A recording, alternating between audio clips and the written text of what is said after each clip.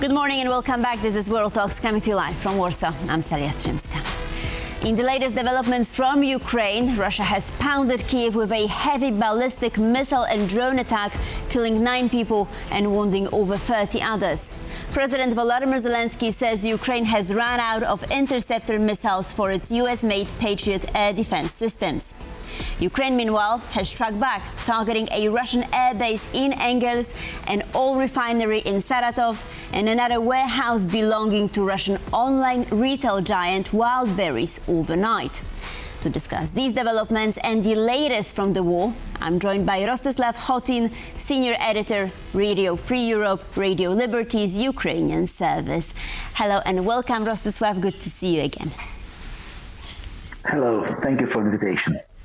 So, Ukraine has repeatedly targeted Wildberries logistics centers. Is this about raising the cost of supporting the war for Russian businesses, or is it also meant to bring the reality of the war closer to ordinary Russians? It has several reasons. First of all, Ukraine, while targeting Wildberries centers across Russia, wants to punish this retailer, one of the leading Russian Amazon, as they call it, because it carries details for drones and other materials which can be used in Russian defense industry. That's the first reason. And President Zelensky said several times that these Russian Amazon Wildberries, they indeed carry details by post for Russian drones and other war machine materials. Secondly, while making these strikes against Wildberries across Russia, Ukraine creates this kind of apocalyptic pictures of smoke, of fire. It's kind of, and it's across Russia, not just big cities in Moscow region, near Moscow or other parts of Russia. It's kind of creates apocalyptic picture in the eyes of Russian people, in the eyes of ordinary Russian, bringing war closer to them. Because now, for the ordinary Russian, the war in Ukraine is somewhere far away, in faraway country in Ukraine, sometimes thousands and thousands of kilometers away. But now war has come to on the doorstep of the ordinary Russian towns and villages. So Russians see that the war is here. It's not in a remote Ukraine. It's actually here. It's came to you. You are also affected. Secondly, Ukraine wants to paralyze Russian logistics as well, so that Russians, or average Russian man or woman, cannot order things online, buy internet, make internet purchases, buy things online. So it also complicates life for the Russians, in addition to strikes against oil refineries, which cause petrol crisis across Russian Federation.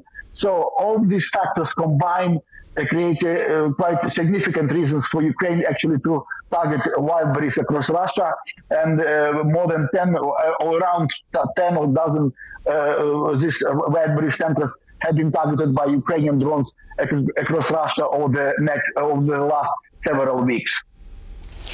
Now, in Ukraine, President Zelensky says Ukraine has effectively run out of Patriot interceptors, leaving the country exposed to ballistic missile attacks. So what can be done in the short term to close this gap?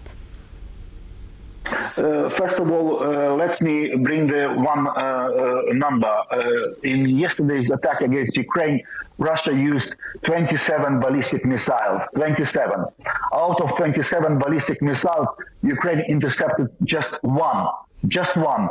26 gone through and hit targets, killing civilians. In Kyiv, 9 civilians have been killed, and more than 30 wounded, some of them very seriously.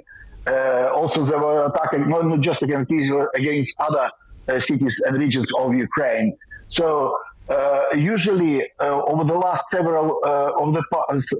past several months, Ukraine was able to intercept 90% of drones, 80% of cruise missiles, and just 30% of ballistic missiles, just 1/3. But yesterday's number was even lower, much, much lower. And President Zelensky said that it's because Ukraine ran out of interceptor missiles for air defense system Patriot, US-made Patriots. Simply there are no missiles in stock to intercept Russian ballistic missiles. And Russia uses this to its advantage to terrorize Ukrainian civilian population and peaceful Ukrainian cities. So Zelensky asked for more interceptor missiles. They are called PAC-3 for Patriot systems and from other countries. Just last night he said that according to Ukrainian information, there are interceptor missiles in the stocks in Western countries, but they are reluctant to provide them to Ukraine. They want to keep them for themselves, but Ukraine is paying a huge price of civilian lives for the lack of interceptor missiles. And also there is one more complication, because during NATO summit in Ankara recently, US President Donald Trump has promised to grant Ukraine a license to produce interceptor missiles for Patriots in Ukraine. But then he, just a day ago, he reversed his decision, saying that, yeah, we will have to think about it. Maybe technologically it's unsafe. There might be leaks of technological leaks to countries which America considers their rivals, meaning probably Russia or China, if they grant this license to produce interceptor missiles in Ukraine. So there is a complication. Now the Washington position is not that clear that Ukraine will be able to produce these interceptor missiles at home in Ukraine. But now there is a reverse. So it can also give additional worries to Ukrainians and to President Zelensky. Right, we don't know what will happen on that front yet, but if Washington did ultimately give its approval, how quickly could Ukraine establish a meaningful production? Experts say it will take about a year. So, of course, it won't be, even if a license is granted now, Ukraine will not be able to produce them quickly, let's say, to be well prepared for the winter, the coming winter, which is going to be probably one of the most, or probably the most difficult winter for Ukraine, for Ukrainians. It will take at least a year or up to 2 years to produce, but nevertheless, the signal will be there that Ukraine is not left alone, that America is with Ukraine, that Ukraine will be able to defend itself against Russian ballistic missiles in the future, because Russia will stay as a Ukraine neighbor for the future, even after ceasefire is reached. Zelensky also asked Western partners, and especially the United States, to provide 300 interceptor missiles for Patriot systems for the coming winter. But we don't know whether the Americans and other Western partners of Ukraine will be able to provide such a significant number, 300 interceptor missiles for the winter period. We'll see, but Ukraine knows very well, and Russia knows it very well, that anti-ballistic defenses are the weakest point in Ukraine air defense. Anti-ballistic missiles cause enormous trouble, enormous horror for ordinary Ukrainians, and it's the weakest point of Ukraine. Now, Rostyslav, more broadly, does Ukraine's dependence on American-made interceptors expose a strategic weakness for Europe as well? I mean, should countries on the continent be investing in production of Patriot-like systems instead of relying so much on the US?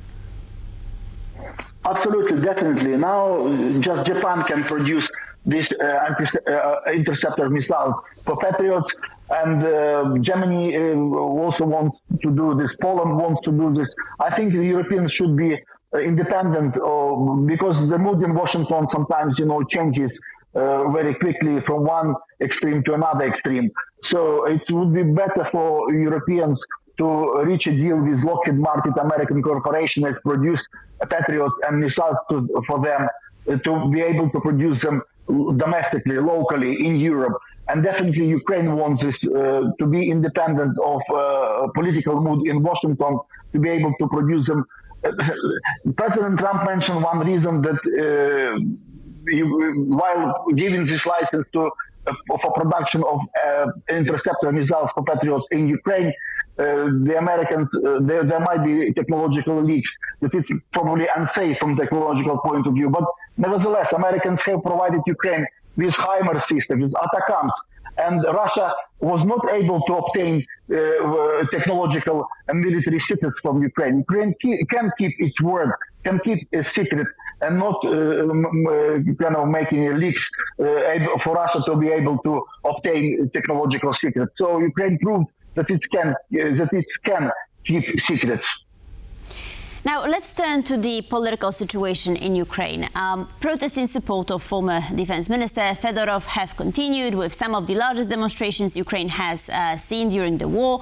So how serious a political challenge does this pose for President Zelensky? So far, demonstrations are continuing. The Ukrainian youth, mostly youth, is going ahead with organizing more and more, not just rallies, but also demonstrations. There was a large demonstration in Kyiv, and they are brave enough to despite difficulties, despite air sirens and danger of Russian airstrikes, youth is coming out on the streets to demonstrate, to support Fedorov. Fedorov himself said that he is not ready to accept any job except for defense minister. He wants his job back.